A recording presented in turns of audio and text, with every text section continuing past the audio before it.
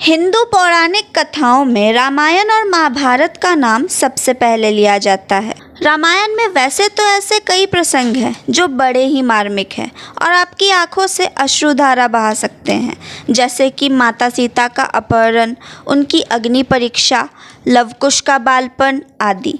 इन प्रसंगों की ही तरह एक बहुत ही चर्चित प्रसंग रहा है राम भरत मिलाप का।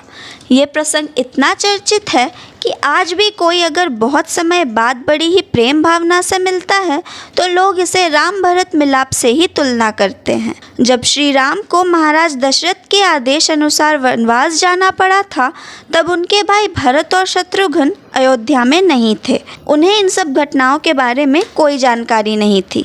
अपने पुत्र राम के वियोग में महाराज दशरथ की मृत्यु हो गई और ये दुखद समाचार सुनकर जब राजकुमार भरत और राजकुमार शत्रुघ्न वापस आए तो उन्होंने अपने बड़े भाई भगवान राम के साथ घटित हुई इस घटना के बारे में पता चला, और जब उन्हें इस बारे में पता चला उनके ऊपर मानो दुखों का पहाड़ ही टूट पड़ा, क्योंकि एक ओर पिता की अकस्मात मृत्यु हो गई तो दूसरी ओर पिता समान बड़े भाई की छत्र छाया भी छिन गई। साथ ही साथ राज्य को कुशलतापूर्वक चलाने की जिम्मेदारी भी अब राजकुमार भरत पर आ चुकी थी, और इस जिम्मेदारी को वे कतई नहीं निभाना चाहते थे, क्योंकि वे ये जानते थे कि ये अधिकार उनके बड़े भाई राम का है और उनसे यह अधिकार छीनकर माता कैकेयी ने उन्हें दिलाया है। उन्हीं की माता द्वारा राम को वनवास भेजे जाने पर वे रुष्ट भी थे और ग्लानि से भरपूर भी। इन सब के बाद भरत भगवान राम को वापस लाने के लिए निकल पड़ते हैं।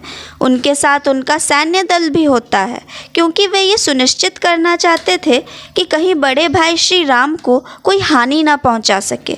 इसलिए उनकी सुरक्षा हेतु वे सैनिकों के साथ जाते हैं। पूरी सेना के साथ राजकुमार भरत को आते देख लक्ष्मण जी बहुत क्रोधित हो जाते हैं। उन्हें लगता है कि राजकुमार भरत श्री राम पर हमला करने आ रहे हैं, परंतु जैसे ही राजकुमार भरत अपने बड़े भाई को देखते हैं वे उनके पैरों में गिर जाते हैं और उन्हें दंडवत प्रणाम करते हैं, साथ ही साथ खूब रोते हैं। भगवान राम भी दौड़कर उन्हें ऊपर उठाकर अपने गले से लगा लेते हैं। दोनों ही भाई आपस में मिलकर बेहद भावुक हो जाते हैं।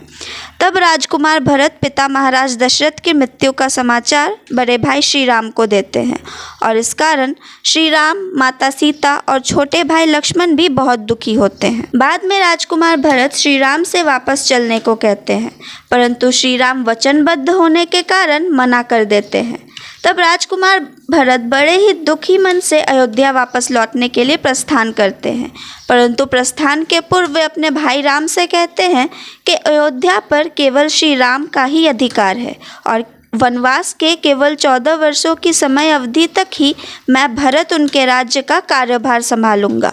और ये कहकर भरत श्री राम की चरण पादुकाएं लेकर वापस लौटते हैं और उन्हें सिंहासन पर रखकर राज करते हैं। वे स्वयं अपने बड़े भाई श्री राम की ही तरह सन्यासी वस्त्र धारण करके उन्हीं की तरह जीवन यापन करने का निश्चय करते हैं और अयोध्या के पास स्थित नंदीग्राम में एक साधारण सी कुटिया में ही रहकर अयोध्या का पालन पोषण करते हैं। तो ये था राम भरत मिलाप का प्रसंग।